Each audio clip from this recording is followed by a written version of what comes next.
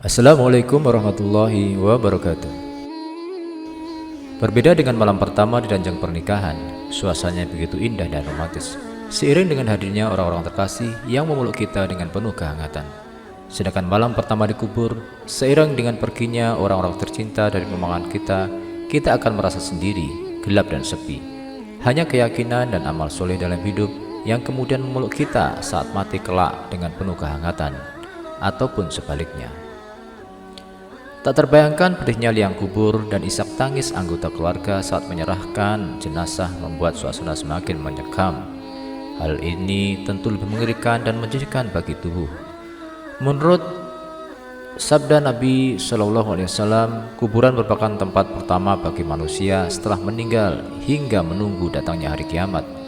Namun, dapatkah kita membayangkan seperti apa situasi dan percakapan pada malam pertama di dalam kubur yang begitu mengerikan?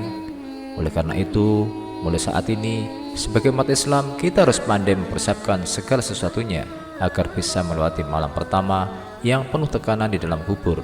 Salah satunya adalah menunaikan perintah dan menjauhi segala larangan Allah SWT. Namun, sering kita sibuk dengan dunia yang fana dan melupakan kuburan. Kita lupa bahwa saat terang benderang di dunia akan berakhir dan berganti suasana kubur yang gelap, menyeramkan dan sepi. Dan itu pasti. Saat mayat telah diletakkan di kubur dan semua pengiring telah meninggalkan kubur, kita akan menunggu peristiwa selanjutnya dengan harap cemas. Kemudian kita harus bersiap untuk menyambut para malaikat yang datang ke kubur yang siap mengajukan beberapa pertanyaan. Jadi, apa yang ditanyakan kepada malaikat itu? Sepasang malaikat itu adalah Munkar dan Nankir yang sebenarnya melakukan interogasi di dalam kubur. Begitu mereka datang, roh kembali ke tubuh untuk menjawab pertanyaan mereka. Kedua malaikat meletakkan si mayat dan mulai mengajukan pertanyaan. Pertanyaan pertama menyangkut Tuhan. Mayat ditanya siapa Tuhannya. Jika tidak bisa menjawab, si mayat akan mendapatkan siksa yang pedih.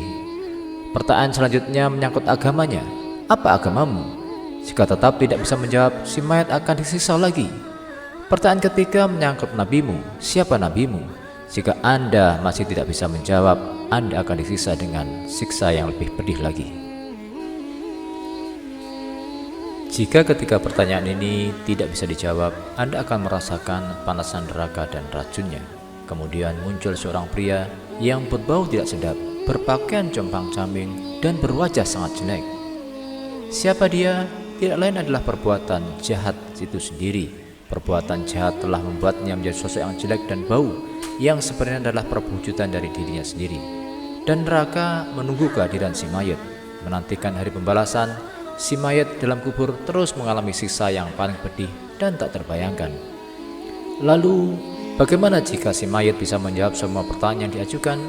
Lain halnya ketika orang yang berbuat baik dalam hidupnya dan tahu bagaimana menjawab ketika pertanyaan ini, dia dijanjikan surga dan tempat yang indah di kuburan. Dalam hadis sahih riwayat Imam Ahmad rahimahullah dari sahabat Al-Bara' bin Azib radhiyallahu an, Rasulullah SAW bersabda, kemudian dua orang malaikat mendatanginya dan mendudukannya. Lalu keduanya bertanya, siapakah Rabbmu? Dia, si mayat menjawab, Rabbku adalah Allah. Kedua malaikat itu bertanya, apa agamamu? Dia menjawab, agamaku adalah Islam. Kemudian kedua malaikat itu bertanya, siapakah laki-laki yang telah diutus kepada kamu ini? Dia menjawab, beliau utusan Allah. Kedua malaikat bertanya, apakah ilmumu? Dia menjawab, aku membaca kitab Allah, aku mengimaninya dan membenarkannya. Lalu seorang penyeru dari langit berseru, hambaku telah berkata benar, berilah dia hamparan dari surga dan berilah dia pakaian dari surga. Bukakanlah sebuah pintu untuknya ke surga. Maka datanglah kepadanya bau dan wangi surga, dan diluaskannya baginya di dalam kuburnya sejauh mata memandang. Dan datanglah seorang laki-laki berwajah tampan kepadanya, berpakaian bagus, beraroma wangi, lalu mengatakan, bergembiralah dengan apa yang menyenangkanmu, inilah harimu yang engkau telah dijanjikan kebaikan. Maka ruh orang mukmin itu bertanya kepadanya, siapakah engkau? Wajahmu adalah wajah yang membawa kebaikan. Dia menjawab, aku adalah amalmu yang soleh. Maka ruh itu berkata, Robku, tegakkanlah hari kiamat, sehingga aku kembali kepada keluargaku dan hartaku. Wallahu alam bishawab.